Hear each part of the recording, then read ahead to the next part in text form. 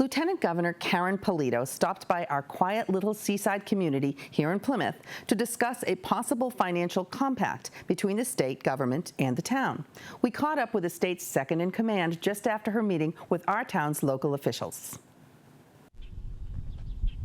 Specifically today, Lieutenant Governor was speaking to us about a compact. What that community compact will do is make us partner with the state and see what some of the best practices are, allow us to pick 3 of those best practices, and then work with some of the state secretaries and some of their resources to make those things happen here. And you have a very strong leadership team here in Plymouth, a very strong legislative delegation, and they are ready to take Plymouth to the next level. Obviously, their planning with the 400th is really strong, and what we want to do at the state level is to say, we have resources, we have a cabinet of secretaries, we have technical assistants that can help this community achieve some of the better practices for better government here in the community.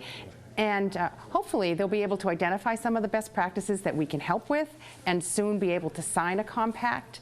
And that signing actually will place Plymouth in a more competitive position for some of the larger statewide grants that can be available for infrastructure improvements, for complete streets, maybe for the Main Street downtown area, all things that certainly can help with planning for the 400th here in Plymouth. I'm also going to be chairing the Seaport Council, which is a council that looks at coastal assets and projects that we can help with. For instance, the T-Wharf I know is an issue here in Plymouth, and perhaps there's a way to partner with the city of Plymouth to restore the T-Wharf, which is part of the economy here in Plymouth. That's an example of how the state can better partner with a community like Plymouth to help their overall economy.